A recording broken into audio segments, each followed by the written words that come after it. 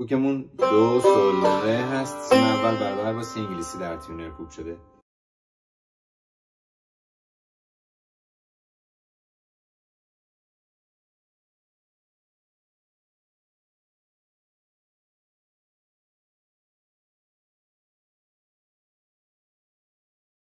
در این قطعه فا سوری، سی بمول و می کرون داریم.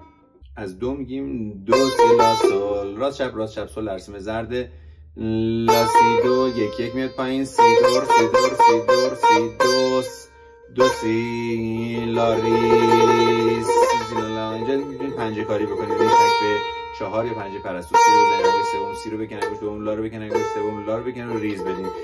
سی لا تکرار میشه.